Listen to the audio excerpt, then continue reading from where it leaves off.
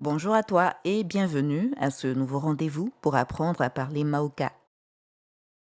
Nous allons apprendre à nommer les parties du corps humain et aujourd'hui nous allons nous concentrer sur la tête. Commençons par ce qui porte cette tête, le cou.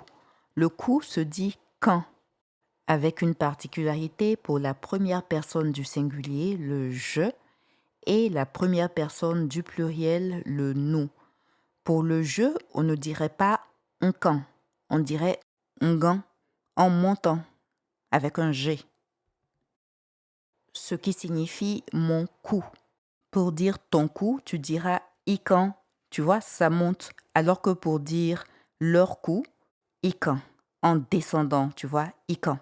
Vos coups, c'est akan. Mais pour être plus complet, tu pourrais aussi dire akan olu. Le olu qui est à la fin représente le pluriel. Donc tu pourras faire pareil en parlant de la tête, en parlant de la bouche, etc. Une petite minute. Mon professeur va te lire ça correctement avec la bonne intonation. Bonjour. Alors, pour dire mon cou, c'est ngan. Ton cou, ikan. Son cou, akan. Nos coups, ngan. Vos coups, akan. Et puis leur cou, ikan. Maintenant, tout ça, lorsque c'est au pluriel, pour nos, vos et leur, on peut mettre olu à la fin. Donc, ngan olu, akan olu, ikan olu. Ah, je vois, c'est plus clair maintenant. Merci, professeur. De rien. Quant à la tête, elle se dit kun. Ma tête, ngun. Ou alors on rajoute un O à la fin pour mieux terminer le mot. Plus en douceur, on dirait ngungo. Pour le tu, pour dire ta tête, on dit tout simplement ikun ou ikungo. Les cheveux. Les cheveux sont un peu les poils de la tête. Et pour cette raison, les cheveux se disent conché ou alors congé. Con, comme on l'a vu tout à l'heure, c'est la tête.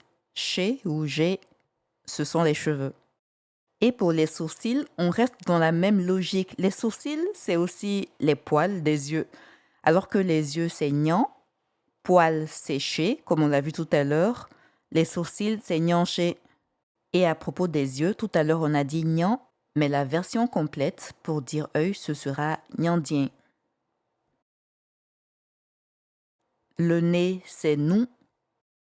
Pour dire bouche, tu diras la. Ma bouche, ce serait la. Mais en fait, le L sera un peu avalé et ça fera na.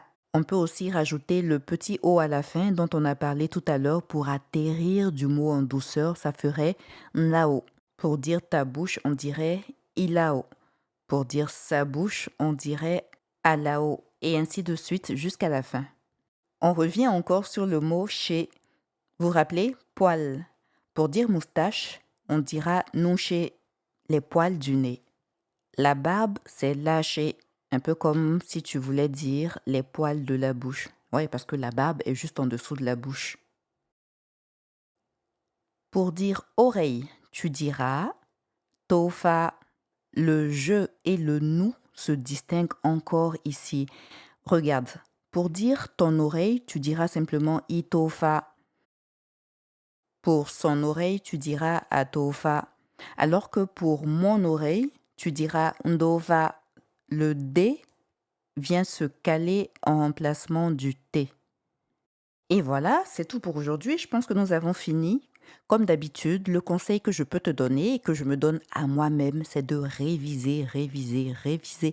Pratique et surtout, reviens sur les leçons précédentes pour ne pas les oublier. Allez, à plus tard, on se dit en bécola.